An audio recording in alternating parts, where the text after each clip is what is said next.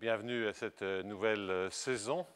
Le sujet du cours, je vais expliquer dans un instant le sujet du cours. Je voudrais tout d'abord faire une petite annonce concernant donc, le séminaire. Le séminaire ne reprendra que la semaine prochaine, si je ne me trompe pas, puisque aujourd'hui, entre guillemets, à la place du séminaire, nous avons le plaisir d'accueillir le professeur Lars Erik Persson, qui est invité par le Collège de France et qui va faire donc deux exposés. Le premier à l'heure du séminaire tout à l'heure et juste après le cours, et puis un deuxième mardi en fin de matinée. Donc je vous recommande vivement d'assister à ces deux exposés. Donc cette année, le cours va porter, quand je démarrerai réellement, le cours va porter sur des équations qu'on appelle des équations de Hamilton, Jacobi, Bellman, enfin sur des équations non linéaires, elliptiques, paraboliques, éventuellement dégénérées, mais dans laquelle je vais m'étudier qui sont maintenant font partie d'un domaine classique d'équations dérivées partielles non linéaires grâce à ce qu'on appelle la solution de la théorie des solutions de viscosité. Donc on comprend bien ça, on a tout un corpus théorique. Les choses se compliquent un tout petit peu dans les situations que je veux affronter cette année, qui sont des situations dans lesquelles les équations présentent des discontinuités, des singularités. Alors, de nombreuses personnes ont étudié ce problème-là. J'aurai un point de vue un peu différent, sinon je ne ferai pas le cours. Mais je parlerai éventuellement je parlerai bien sûr des contributions des uns et des autres sur ce sujet. Si vous voulez un exemple classique, c'est très lié à du contrôle optimal, qu'il soit déterministe ou stochastique. C'est au fond de dire que l'espace, et je vais utiliser des mots pour commencer, que l'espace est séparé en deux régions, pensez deux demi-plans, que vous avez un certain problème de contrôle optimal dans un des demi-espaces, et que les caractéristiques du problème de contrôle optimal sont modifiées dans le second demi-espace. Okay? Donc, bon, alors, il y a la question de savoir qu'est-ce qui se passe si on se balade le long du bord, mais ça, on rentrerait déjà dans la technique que je ne veux pas aborder. Mais vous imaginez que si vous traversez, vous allez passer d'un problème à l'autre. Il y a à la fois une discontinuité dans les caractéristiques du problème et une certaine singularité dans la question. C'est un problème qui, à la limite, est historique. Ce sont les lois de Snell-Descartes pour la traversée des rayons lumineux d'une interface. C'est des équations d'Hamilton-Jacobi, de l'optique géométrique. Donc c'est en fait un cas particulier, ce vieux problème historique. Si vous vous souvenez de la loi de Snell-Descartes, j'insiste sur Snell parce que quand même il y a une certaine polémique historique sur la contribution de Descartes. Bien, si vous avez cette loi, quel est le rapport avec des EDP? Bon, mais tout ça, on le verra plus tard. Donc, de nombreux auteurs se sont intéressés à ça. En particulier, un des premiers était Dupuy pour des problèmes de contrôle déterministe. Et puis, il y a eu des contributions beaucoup plus récentes, parfois motivées par l'utilisation d'approches de contrôle optimal sur des graphes ou des réseaux qui créent assez naturellement ce genre de discontinuité. Mais j'aurai le temps de revenir dessus. Plus récemment, mes collaborateurs économistes qui réfléchissent à la question de la rationalité d'un agent économique et qu'est-ce que ça veut dire de maximiser une fonction d'utilité, sont revenus vers moi avec un magnifique problème de contrôle stochastique dans lequel, dans on va dire une demi-droite ou un demi-espace, un demi-plan en fait, vous avez un certain problème de contrôle stochastique, et quand vous touchez le bord, vous avez le long du bord la possibilité de vous servir d'un autre problème de contrôle stochastique. Ça, c'est avec des termes du second ordre, etc. C'était quelque chose, parce que si c'est stochastique, il y a des dérivées secondes dans les équations, c'était quelque chose qui ne semblait pas être atteignable et que je présenterai dans le cours.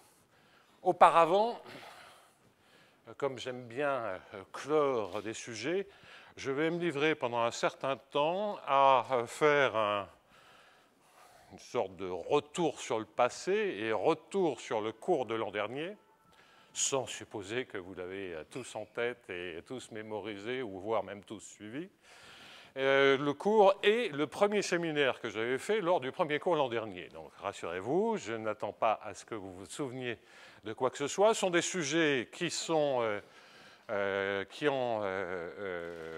d'ailleurs des relations avec l'autre sujet, mais ça nous entraînerait trop loin, mais qui sont, je pense, relativement faciles à suivre avant qu'on se lance progressivement dans ces questions qui peuvent être parfois délicates de discontinuité et de singularité. Donc, sur le cours, on le démarre à proprement parler la semaine prochaine ou dans 2 semaines, suivant l'inspiration sur les rappels. Le sujet que je veux aborder aujourd'hui est un sujet en apparence très simple, que tout le monde connaît, qui est le sujet de la convexité. Je voudrais qu'on réfléchisse tous ensemble. Enfin, oui, je vous encourage à réfléchir, mais je voudrais que l'on aborde la question de la convexité. Alors, sous-entendu, il va s'agir de la convexité dans un instant. Ça sera sur l'espace des probabilités. Probabilité sur, mettons, une partie d'un espace euclidien, voire un espace euclidien tout entier. Mais j'aimerais vous embêter quelques instants en redescendant sur une étape encore plus élémentaire, qui est la notion de convexité usuelle, que tout le monde connaît, qui donc... une petite introduction.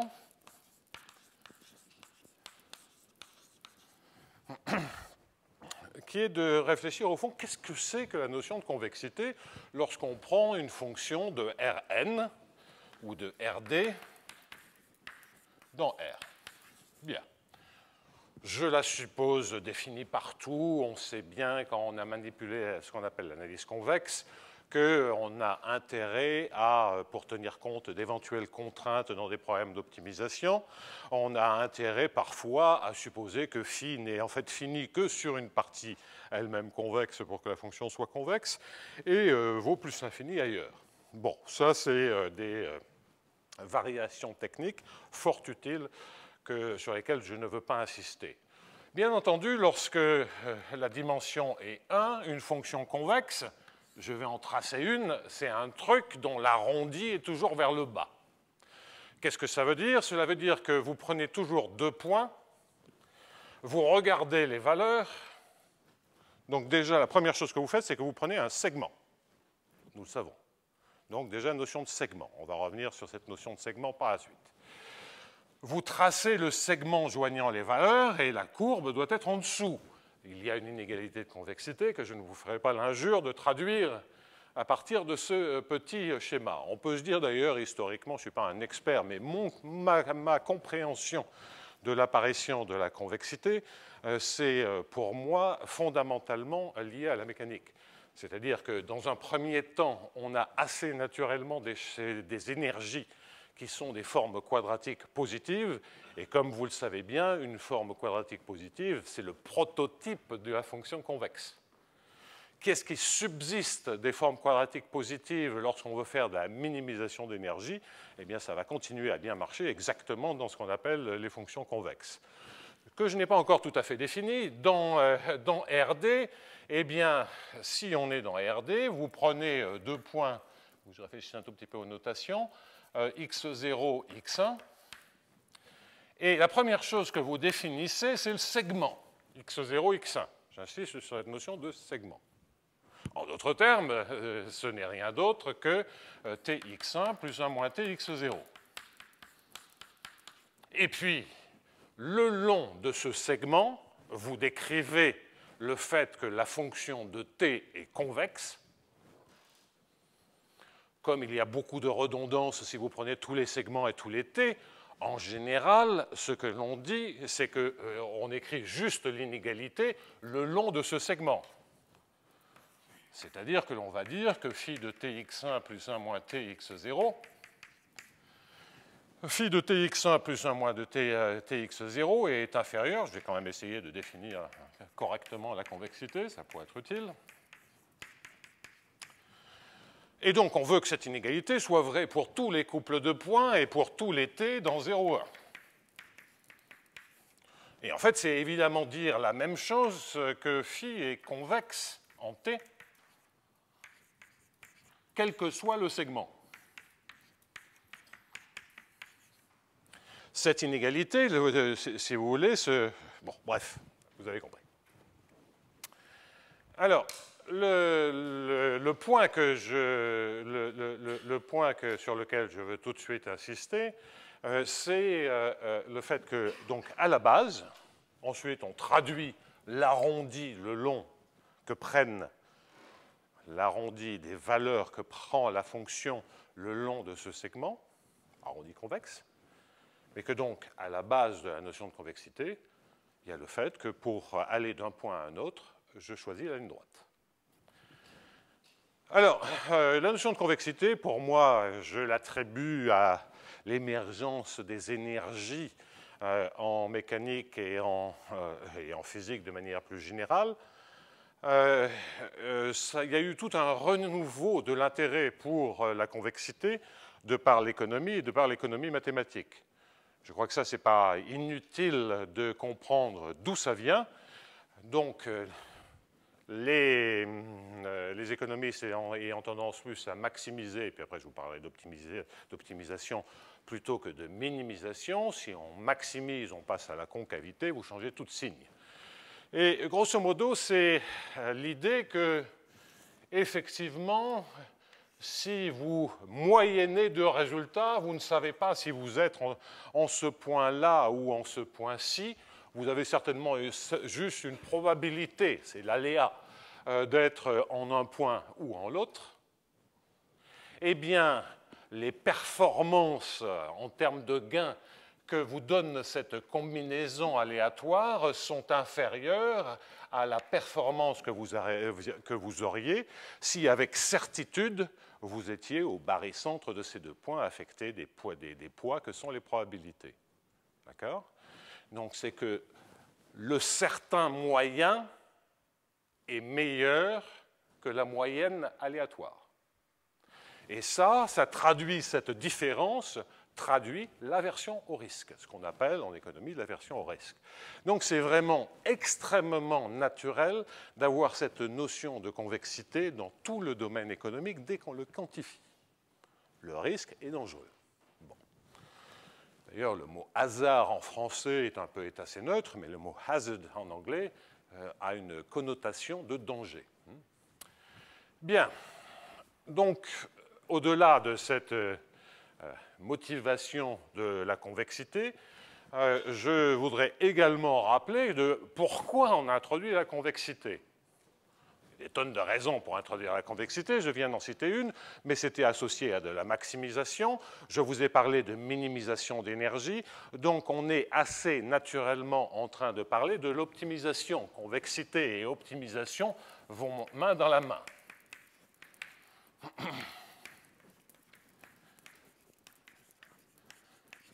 Alors, je mets un point d'exclamation, là aussi, nous avons tous appris des choses comme cela. Alors, des choses comme quoi? Comme lorsqu'on a une fonction convexe, un minimum local est un minimum global. Que si la fonction n'a pas de zone plate, on dit de stricte convexité, un minimum est unique. Sans parler, lorsqu'on est en dimension infinie, du fait que c'est une recette qui garantit l'existence de minima. Donc c'est quelque chose d'extrêmement utile. On pourrait se dire, mais c'est une hypothèse très très forte lorsqu'on fait de la minimisation de mettre de la convexité. Oui et non. Non, parce que localement, lorsque vous êtes près d'un point de minimum, qu'est-ce que ça veut dire un point de minimum? C'est qu'il y a un puits. Et dans ce puits, localement, c'est convexe, à part des cas dégénérés. Donc, en tout cas, localement, ça capture des choses qui sont extrêmement importantes. Bien entendu, le localement ne peut pas garantir l'unicité. Pour avoir de l'unicité, on a besoin de global, parce que sinon, il pourrait y avoir un autre minimum local très loin. Nous savons tout cela très bien, mais je voudrais je voudrais un tout petit peu continuer, puis aller vers les équations dérivées partielles tranquillement. Donc, au-delà de toutes ces considérations un peu fumeuses, en tout cas extrêmement élémentaires, je retiens le fait que la notion de convexité est basée sur la notion de segment, c'est-à-dire de courbe, ici le segment de droite, joignant x0 à x1. Rien ne nous interdit de définir une convexité qui serait associée à d'autres notions d'arc de courbe joignant x0 à x1. OK ? Alors, oui, mais on veut quand même un certain nombre de propriétés de consistance. Je ne vais pas les énoncer, je ne veux pas faire une axiomatique, mais je veux dire que si on est sur ce segment, qu'on prend un sous-segment de ce segment, bien, on voudrait que la manière de se déplacer dans le sous-segment soit la même, soit une extraction de la manière dont on s'est déplacé de x0 à x1. Quand vous prenez un segment de droite, ce que je suis simplement en train de dire, c'est que là, on se déplace de x0 à x1, je prends 2 points sur la droite, la manière dont on se déplace, c'est toujours la même droite. Donc, si on prend des courbes générales, il n'y a pas de raison que cela se passe, et en fait, cette propriété est quasiment une propriété qui assure que les distances sont des distances, enfin, les courbes sont des courbes extrémales de distance variationnelle. Donc ça, c'est des théorèmes, mais j'avais regardé des choses comme ça il y a une éternité. C'est cette propriété de point intermédiaire qui, en fait, caractérise les distances variationnelles. Donc, ce que je retiens de cette possibilité, mais c'est assez intuitif, c'est de dire que si une courbe est optimale pour aller d'un point à un autre, chaque morceau de courbe extrait de cette courbe va être optimal. On ne peut pas faire mieux. Sinon, en faisant mieux, on ferait mieux globalement.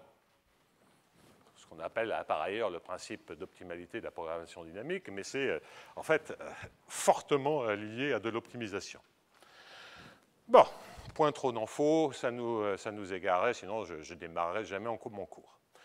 Donc, quid de prendre pour x0, x1, définition, de prendre la géodésique associée à une distance variationnelle. Alors, qu'est-ce que ça veut dire une distance variationnelle? Ça veut dire une distance dans laquelle on va minimiser une certaine quantité qui dépend de la courbe. L'exemple classique, c'est les distances riemanniennes. Vous avez une forme quadratique et donc vous allez regarder des choses comme IJ de x de t, xi point, xj point, pour définir la densité d'énergie le long de la courbe. Okay, et puis vous minimisez sur toutes les courbes possibles, avec un x de 0 égale x0, un x de 1 égale x1. Et puis ça vous définit à des constantes sans importance la distance au carré de x0 à x1.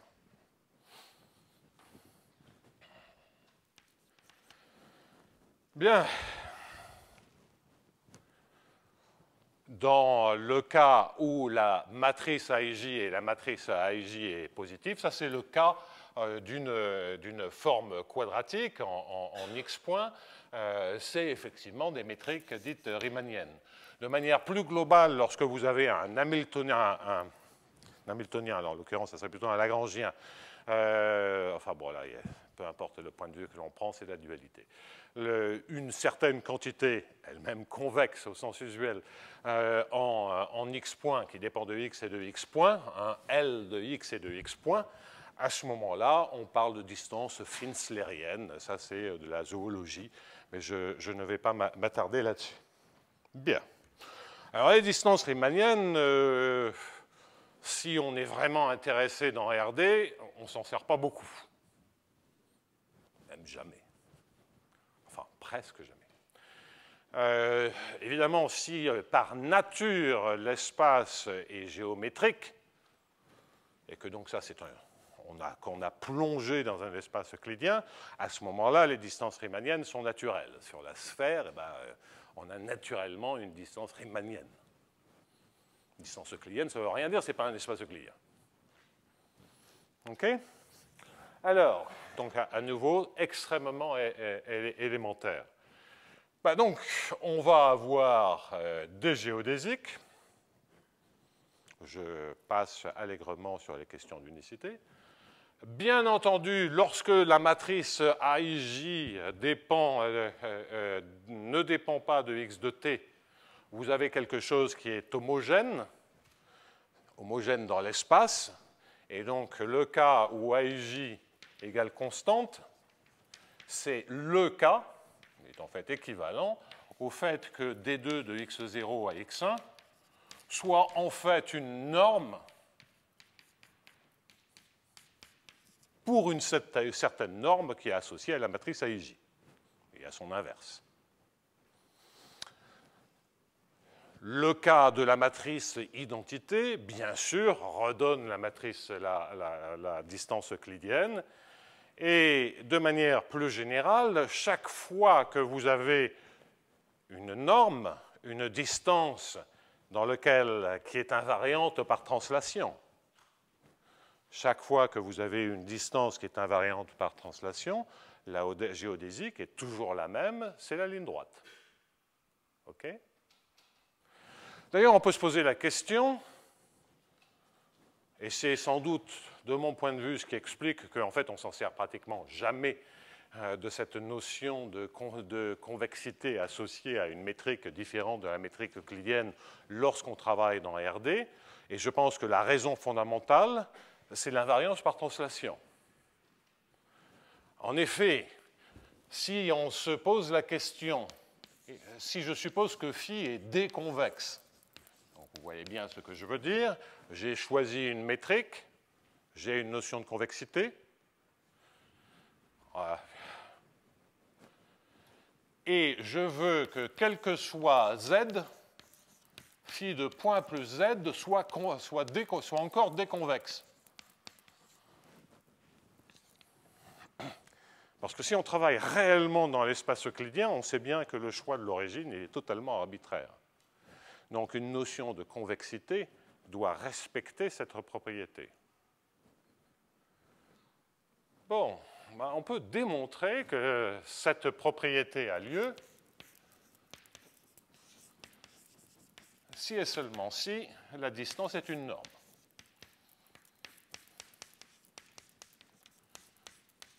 Alors, je referai une démonstration sur l'espace des probabilités qui sera un peu du même tonneau. Mais intuitivement, c'est de dire que si vous prenez 2 points, et je ferai une construction plus précise, vous avez une certaine géodésique qui va de ce point à celui-ci. Je mets une flèche parce que lorsqu'on est dans une métrique finstlerienne, ce n'est pas forcément la même chose. Donc métrique, on n'a pas forcément la distance n'est pas forcément symétrique. Donc on va un peu au-delà de la notion classique de distance. Je fais maintenant une translation. Donc ça, c'est mon Z. On imagine que c'est à peu près une translation, la même. OK ? Ce que j'ai d'un côté la géodésique translatée, que je vais faire en assuré, qui est simplement la translation de la géodésique. Et puis, j'ai un nouveau problème de distance entre ces 2 points qui génère sa propre géodésique, par exemple la ligne droite.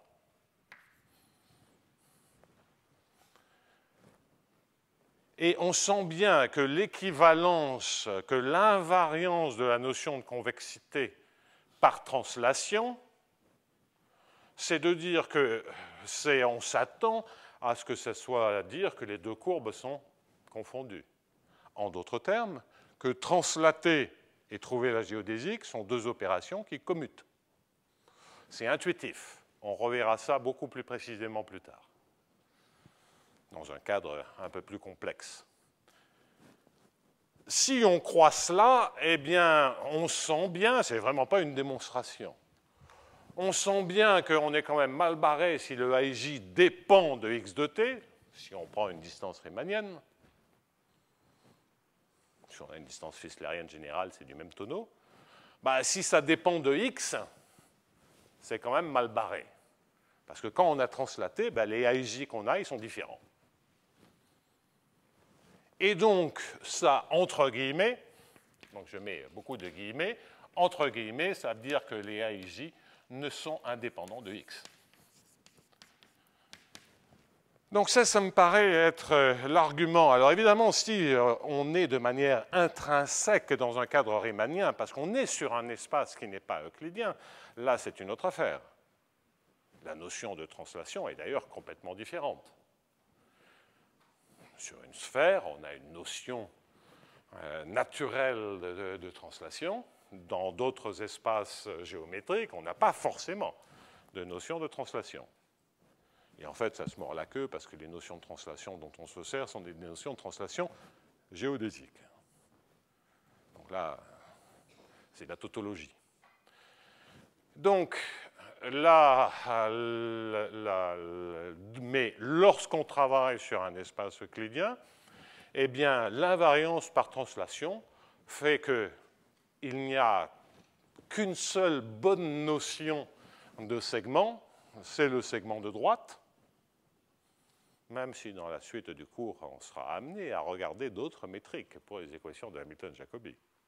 Et que dans l'histoire de la loi de Descartes-Snell, c'est justement un exemple où on a une métrique homogène d'un côté, on peut dire euclidienne, la lumière se déplace en ligne droite tant qu'on n'a pas atteint la surface de l'eau, disons dans l'air, et puis dans l'eau, elle se déplace en ligne droite, et puis à l'interface, bah oui, diffraction. Et là, c'est parce qu'il y a un changement, il y a une dépendance en X, en plus violente, discontinue. Donc quand je dis ça ne sert à rien, c'est faux ce que je viens de dire. Mais ça explique pourquoi, en tout cas pour des cadres d'optimisation ou de choses comme ceci, eh bien, on est autant favorisé la notion la plus simple de convexité que j'aurais envie de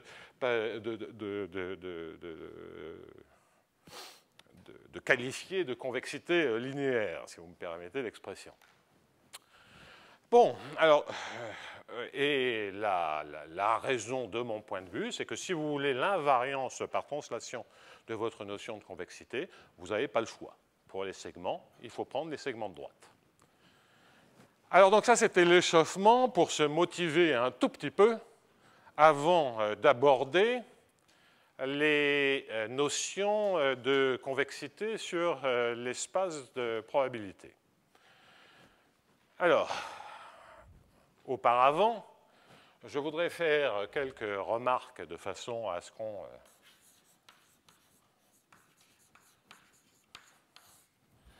Donc la première remarque, c'est que l'invariance par translation nous explique pourquoi la notion de convexité est préservée par l'équation de la chaleur, par exemple. Donc, notion de convexité préservée par l'équation de la chaleur.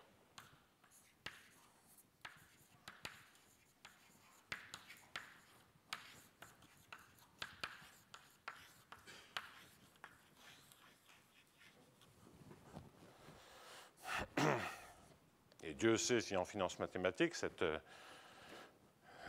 les mathématiciens ont gagné leur vie grâce à cette propriété fondamentale, c'est-à-dire la préservation de la convexité par l'équation de la chaleur, et en fait même amélioration de la convexité par l'équation de la chaleur. Ça, qu'est-ce que je veux dire? Et pourquoi est-ce une conséquence de la... Une conséquence, ça je peux l'oublier.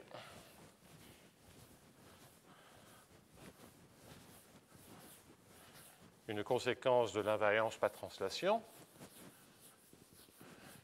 Donc, qu'est-ce que je suis en train de dire? Je suis en train de, maintenant, je détaille ceci. Je résous dφ sur dt moins 1,5 de Laplacien phi égale à 0. Le 1,5 n'est pas fondamental, bien sûr.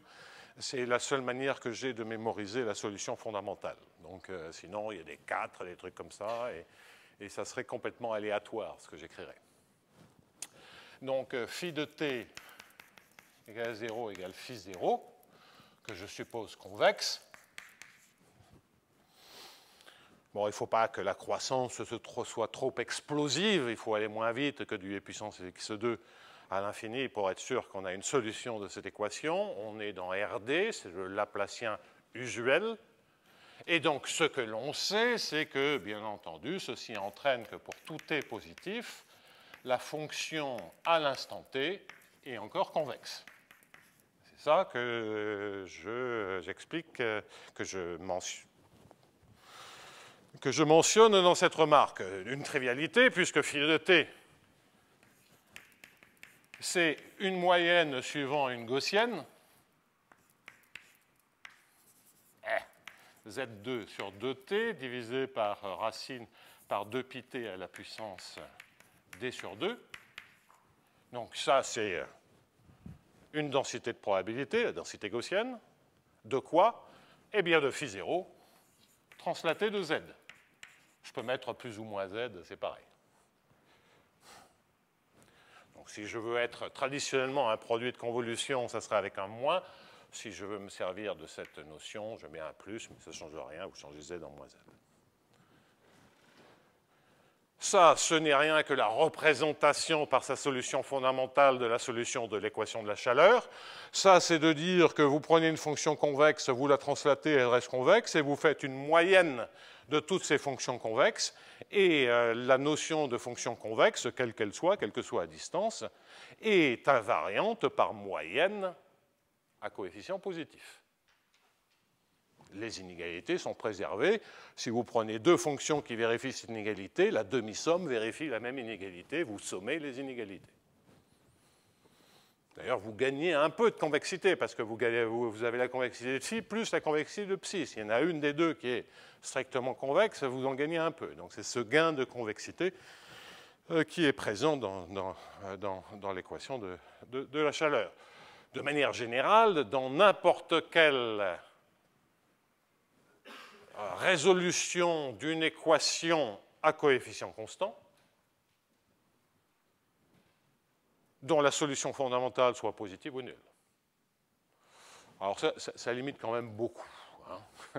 Il y a des équations du premier ordre, l'équation elliptique éventuellement dégénérée, et puis il y a les processus les équations associées à des processus de saut qui ont ces propriétés. Les autres, l'équation des ondes, l'équation de Schrödinger, n'a pas une solution fondamentale positive.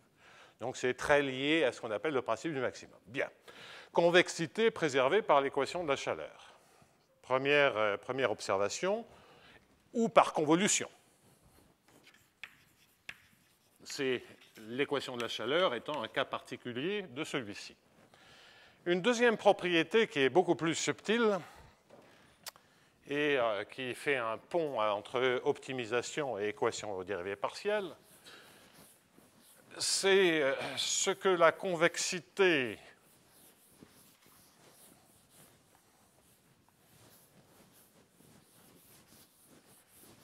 et donc je vais prendre un exemple, je vais prendre des équations d'optique géométrique et je vais regarder maintenant une autre équation, elle devient maintenant non linéaire.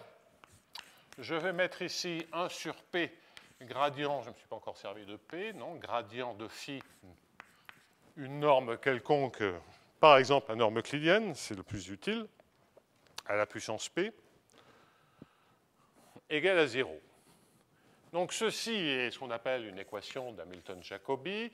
Dans le cas P égale 2, P égale 1, ce sont des équations célèbres de l'optique géométrique.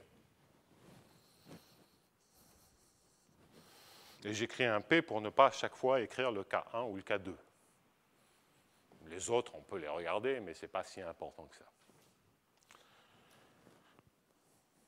Et là, l'argument est est un peu différent de l'équation de la chaleur. C'est-à-dire que si je résous maintenant à partir d'une condition initiale, phi0, à ce moment-là, si phi0 est convexe,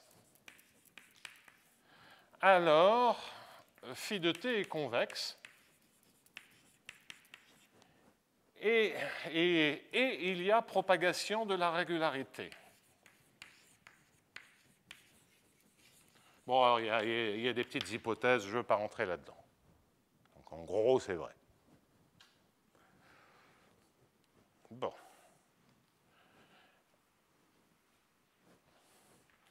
Alors, quand je dis phi de t, il faut savoir comment résoudre cette équation. Ça sera, je rappellerai ceci dans la suite de mon cours, par exemple, solution de viscosité.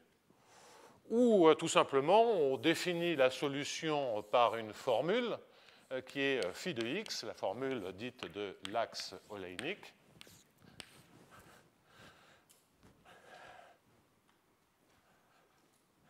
Donc, pour la petite histoire, j'étais un des premiers à faire le pont entre ces formules d'optimisation classiques, les solutions de viscosité d'équation d'Hamilton-Jacobi.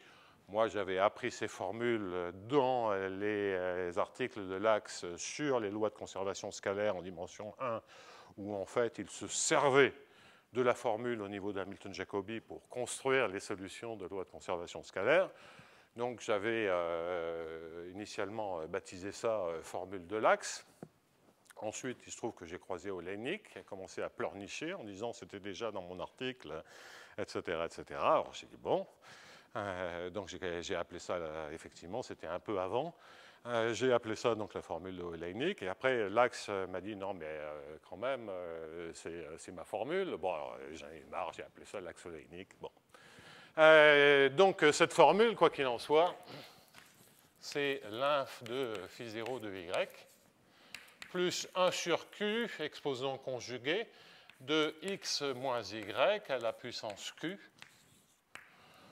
Si on a la norme euclidienne, c'est la norme euclidienne. Si on a une autre norme, c'est la norme duale. À part que ceci est totalement fou. Donc un x moins y sur t, puis un t devant. Tu me corriges, je ne sais même plus la formule. Mais c'est correct. Ça, c'est l'âge et la mémoire. Bien, donc on minimise ceci, c'est un problème d'optimisation. En fait, c'est un problème de calcul des variations que l'on a simplifié parce qu'on s'est servi du fait que le plus court chemin entre deux points, c'est la ligne droite. Et donc, ça se réduit à une formule complètement analytique. C'est en fait un problème d'optimisation suivant tous les trajets possibles.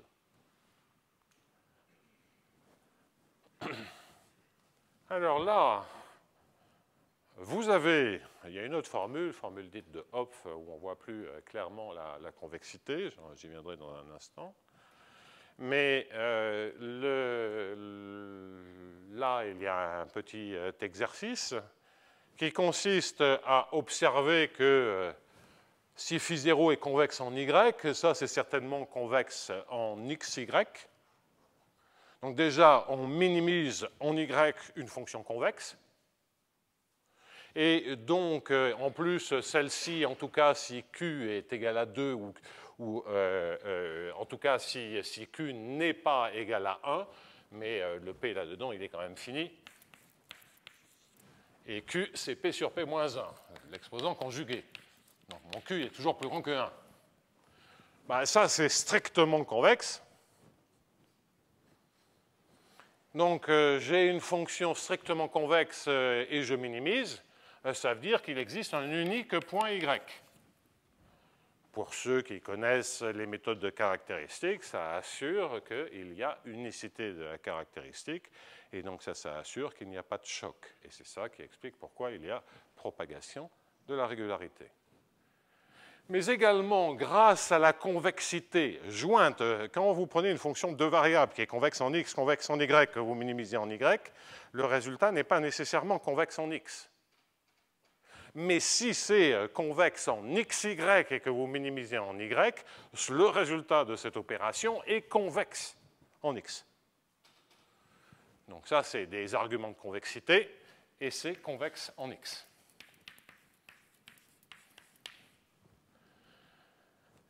Donc, bah oui, si la solution c'est la formule, grâce à la formule, on peut vérifier la convexité.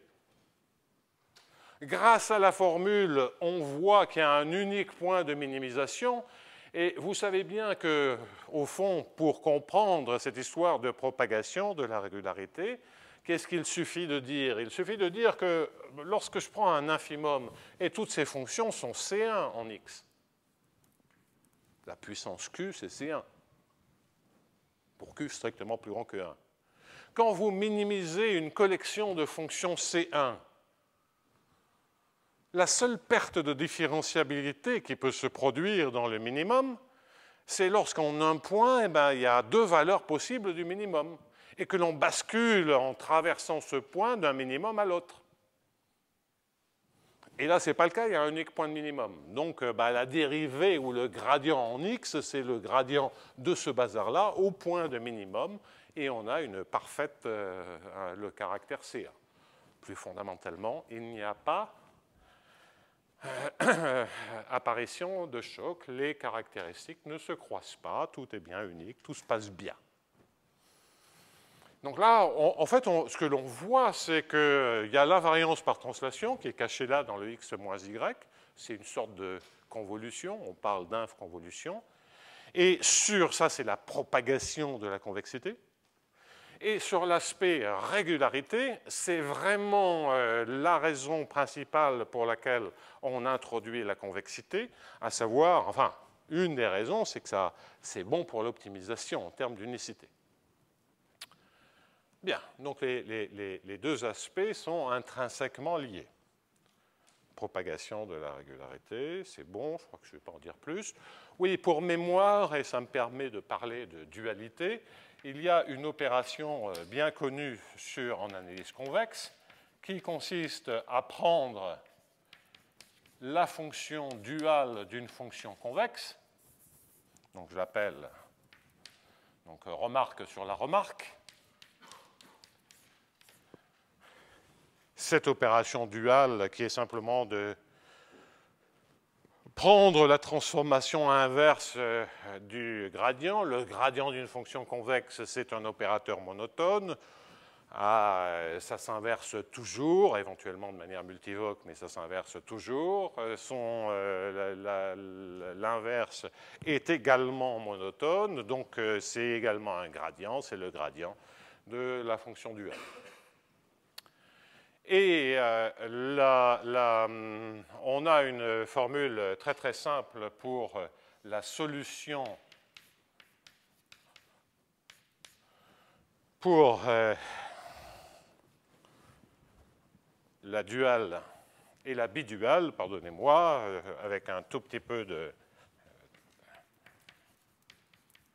continuité. Il ne faut pas que ce soit une fonction convexe bizarroïde, mais grosso modo, c'est toujours vrai.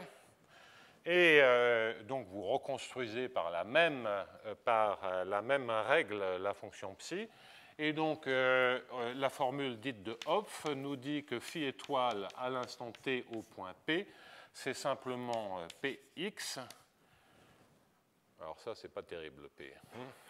Alors, psi étoile de Z. Alors, phi étoile de t et de z, c'est z scalaire x, moins phi 0 étoile de z, moins t fois l'hamiltonien, ici 1 sur p, z à la puissance p. Bien, et voilà.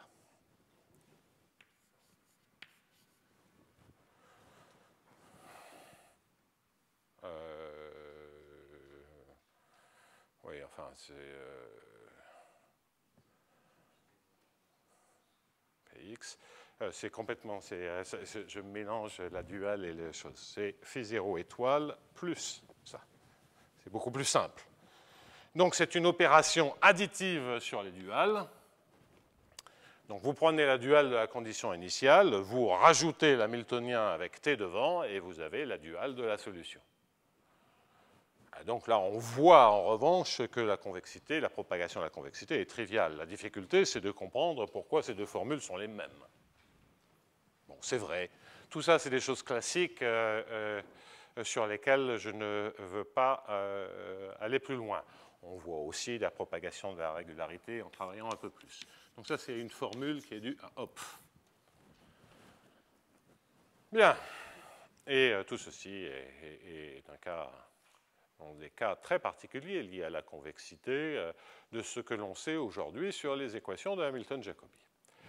Donc j'arrête là la dimension finie pour maintenant grimper en dimension infinie.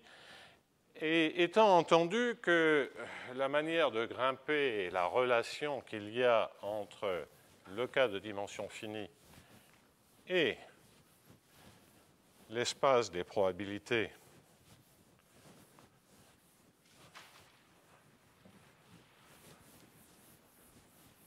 donc on est sur RD, donc c'est vers la dimension infinie, toujours dans l'introduction. Le RD, je vais le copier n fois. Et puis ça, quand je vais faire tendre n vers l'infini, je prétends qu'en un certain sens, ça devient les mesures de probabilité sur RD. Bien. Alors, un petit mot là-dessus. Un petit mot là-dessus, c'est comment on va plonger RD puissance n dans les probabilités sur Rn. C'est que ceci va être vrai, mais en fait, au sens des espaces conscients, c'est-à-dire que l'on va quotienter par une relation d'équivalence, et je vais dire que x est équivalent à y, donc j'ai n coordonnées dans Rd. S'il existe une permutation sigma, permutation de 1n, tel que le im bloc de xi, ça soit simplement un des blocs de y, modulo cette permutation. Donc si chacun des blocs est unidimensionnel, ce que vous êtes en train, c'est vous êtes en train de mélanger l'ordre des coordonnées.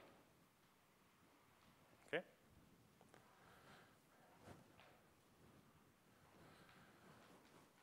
La raison, ça nous ramène à des cours il y a quelques années.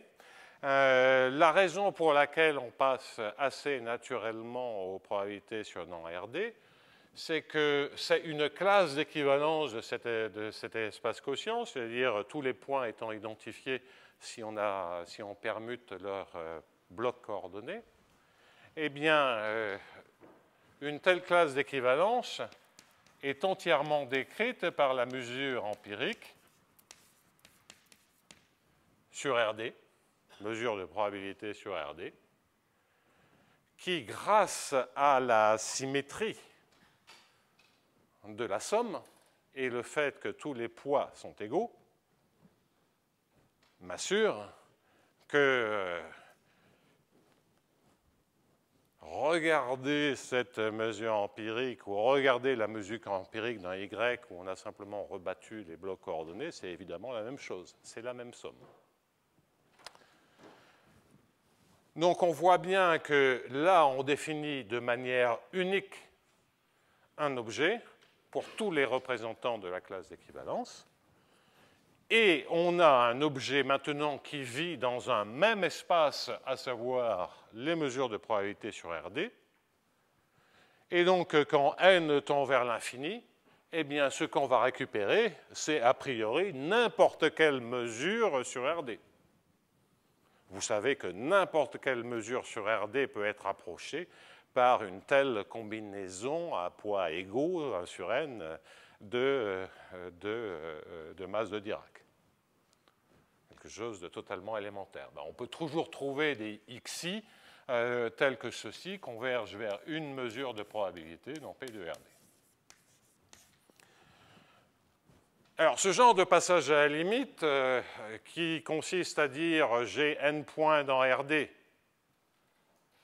et je veux faire tendre n vers l'infini, mais ces points sont indistinguables ou identiques ou identifiables dans le sens où peu importe l'ordre dans lequel j'écris ces n points.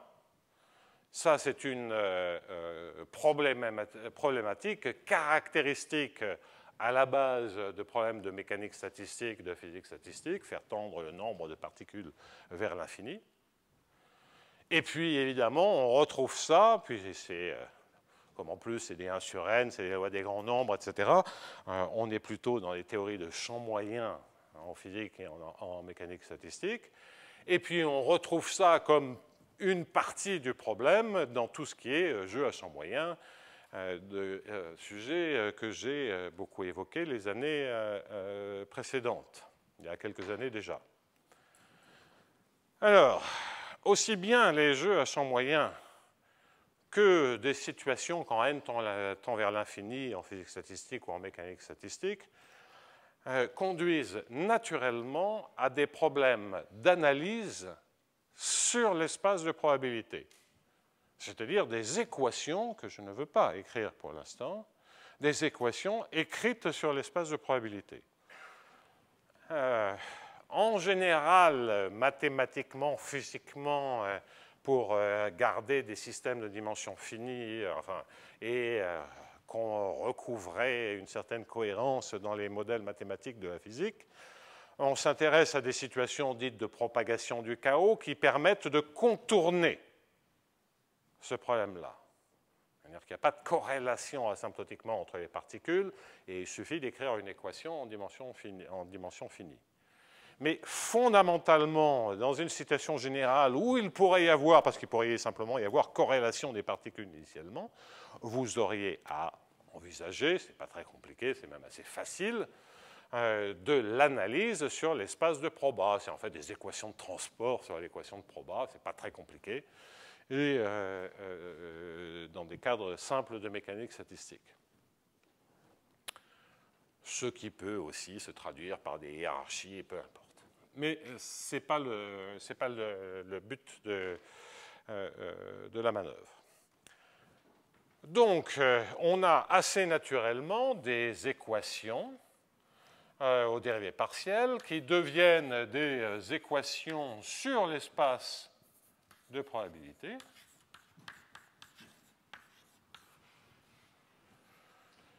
Et très nombreuses, je vous ai parlé de physique statistique, de mécanique statistique, enfin de faire tendre n vers l'infini. Je vous ai parlé de théorie de jeu à champs moyens qui, d'une certaine manière, englobe le point précédent. Mais il y a beaucoup d'autres raisons pour lesquelles on est naturellement amené à faire de l'analyse sur l'espace des probabilités. D'une certaine manière, tous les probabilistes, dès qu'ils s'intéressent à des processus de branchement, des choses comme ceci, sont assez naturellement, ont des objets qui sont dans l'espace des mesures de probabilité. Je ne parle même pas de loi, cela va au-delà. C'est-à-dire ce sont des processus sur des densités. Et donc, l'équation de Kolmogorov correspondante, c'est une équation sur les densités, c'est-à-dire une équation sur les mesures de probabilité. Si vous prenez tout de la génétique des populations, écologie, etc., vous êtes en plein là-dedans. Récemment, avec Jean-Michel Lasserie et d'autres collaborateurs, nous avons observé que, en plus on mélange ça avec du contrôle stochastique et bientôt des MFG, si vous parlez d'inférence bayésienne, donc ça c'est l'apprentissage statistique, assez naturellement vous avez des équations d'évolution stochastique sur l'espace des mesures. Donc, l'objet qui consiste à écrire des équations dans l'espace des mesures, voire même encore à des étages plus élevés, est extrêmement naturel et de plus en plus présent. Se pose donc la question de comprendre un certain nombre d'outils d'analyse sur l'espace de probabilité, et aujourd'hui, je vais aborder la notion de convexité.